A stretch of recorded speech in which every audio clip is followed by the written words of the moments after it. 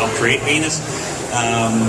The most recent animated movie, and Peter worked on a Fox Kids series in the early 2000s, which was edgier, harder, more towards the original comic books. And here we are now. Ciro's doing a new version of the Turtles for Nickelodeon. We have the new Michael Bay movie coming out, and I work for IDW these days, doing another version of the Turtles comic book, which we've had a blast on. We actually changed a bunch of things there too, and we were actually a little nervous that, you know, originally Splinter named the Turtles in the comic series, and our comic series, April names the Turtles, and we changed a bit of the origin. And the fans, you know, I was waiting for them to come to my house and burn the place down, but you guys actually embraced the series. We've just had an absolute blast. We're 33 issues in. Tom Wallace and I and the incredible team at IDW, we've written past Turtles issue 50, and we've got a lot more exciting things coming up. And it's just amazing. Again, this is this May 5th. Of this year will be officially the exact date that Peter and I sat in a very small comic convention in Portsmouth, New Hampshire, and released the first issue of the Turtles. So it's officially the 30th anniversary of the Turtles, and I can't believe it.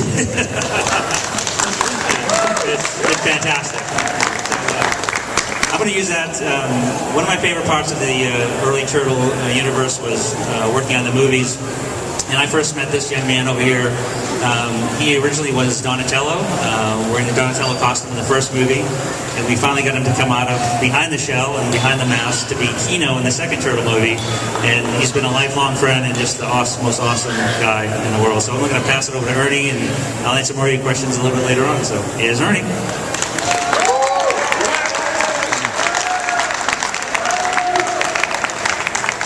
Thank you, Detroit!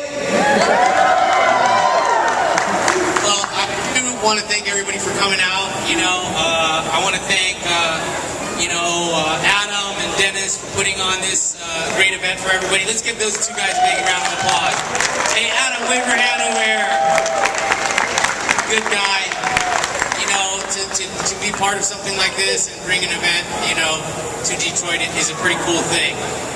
Honestly, you know, some of you may know or not know, but I've been acting for about 30 years, and when the Ninja Turtles came around and I had an opportunity to do the martial arts for Donatello, it was really just an amazing experience.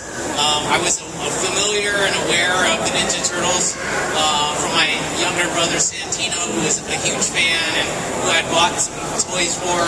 You know, yeah, you can give Santino a hand.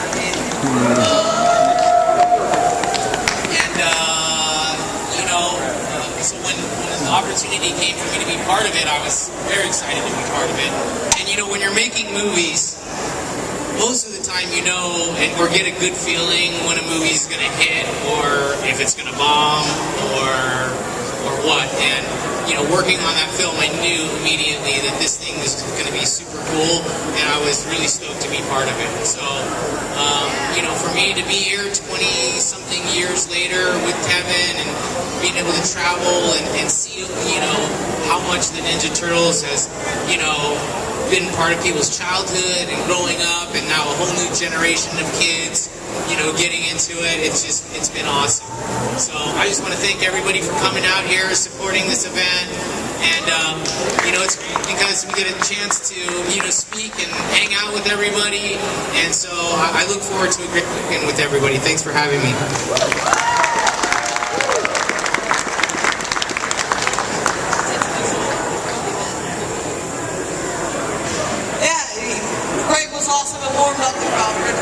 The way you said the Turtles are changing, I'm not sure if I was correct in hearing this last weekend here in Michigan. Didn't Donatello, Michelangelo, Leonardo, didn't they all marry each other? Well, it's just something. I want to thank, it is rumor, so you can't believe everything. And being here in Detroit's the first time for me to get to meet everybody who came from afar. There's people not just from Michigan here, all kinds of other states coming by, and I appreciate them coming by. And I was awarded a bulletproof turtle shell, so that fits in with the area. Okay, and then if you want to got some questions, or you're asking? So, first I want to ask the crowd, how many of you traveled from outside of Michigan for this event?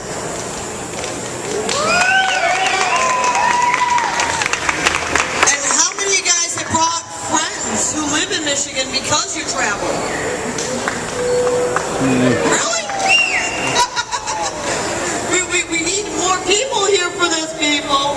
So make sure you're tweeting and Facebooking that we're going to try and break this record in an hour and get as many people here as we can. Now, anyone have a question right now for any of these guests? Right here in the front. Mr. Reyes, how did the decision come about to bring you out of the costume for the second movie?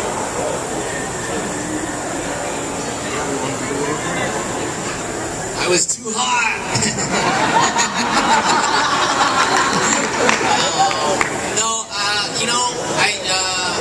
It was the producers that I think suggested it. I don't know, a lot of times you never know all the details of how things happen.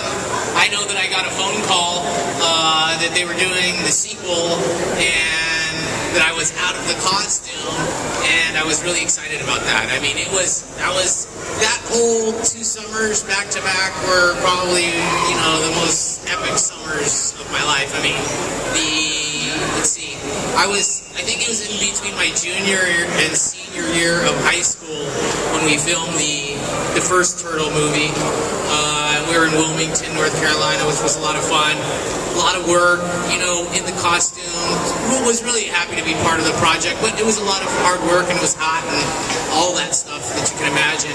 And then after I graduated, it was the following summer, and I was out of the costume and fighting alongside the guys, and it was really just an amazing experience. I mean, one of my favorite scenes was when we were in April's apartment, and they were kind of going around telling me the origin of the Ninja Turtles, and they were all introducing themselves, and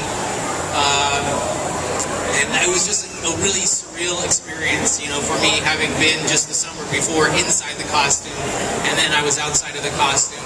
But I think it was the producers, I believe, that, really kind of suggested that, that I come out of out of my shell. Come out of my shell. I'm coming out of my shell, damn it. I'm just kidding. Anyways, I was totally happy to be doing that. You did fantastic in both movies. Now I saw another hand for a question. Do you want to ask a question? Yes, you with the turtle shell. Come on over. Leonardo. Same person. Was it cool when you were talking to Raphael? I'd love to do that. That was awesome. Now, with the 30th anniversary year, are any of you guys doing other events that people can see you at throughout the year? Or have you already done an event that you want to mention to people that they can look up online? The cool part about it being the 30th anniversary year is that Courtney and I are doing, I think we booked about 17, 18 shows, besides San Diego Comic-Con, and which is, it's always a lot of fun. I've been going to San Diego for 30 years. It's been 31st year there now. We're doing a show in Ohio next weekend, in Calgary a couple weekends after that. But one show that's actually kind of cool that's come about, I don't think it's even been officially announced, is that Peter Laird and I are doing our first signing in about 20 years up at a comic book store in New Hampshire called Jetpack Comics. And Jetpack Comics is owned by a guy named Ralph DiBernardo, who he held the comic convention in Portsmouth, New Hampshire that Pete and I premiered the first issue at. So how very fitting that May 3rd on Free Comic Book Day, Peter and I are going to be up in New Hampshire signing autographs at Ralph's store and celebrating that whole event. But yeah, if you go to KevinEastmanStudios.com, we post a lot of the signings and events we're going to be at. We've got Calgary this year, and we've got one in South Carolina, one in Virginia, and Austin, but we're going to be around and be out there and having a blast. Again, it's still amazing to me that it's great to come out 30 years after this crazy idea sort of hatched in the Ninja Turtles, and still getting to meet all these awesome parents that grew up on it when they were kids, which makes me feel old. Not that old. And all these new fans that are coming in, you know, kids of the parents that grew up on it initially now enjoying it. So it's become generational, and that to me is even a bigger compliment. So we're pretty lucky, we're pretty blessed, and it's great to be here. And speaking of, you know, I don't know if you know this young lady, is like she's asking all the questions. I think she's probably got, it may be disputed by some of the other Super Turtle fans, but I think she's got one of the biggest collections of turtle stuff in the entire planet. And she's been a collector forever. She does this awesome little internet called Cowabunga Corner. It's a lot of fun, and she's always got lots of interesting facts, lots of behind-the-scenes stuff. And she's interviewed and met just about everybody, I think, in the turtle universe, and it's great to have her here, hanging out with us, asking these questions. And there you go. So thanks. There you go. Thank you, Kevin. Ernie, Greg, are you guys doing anything that you'd like to mention?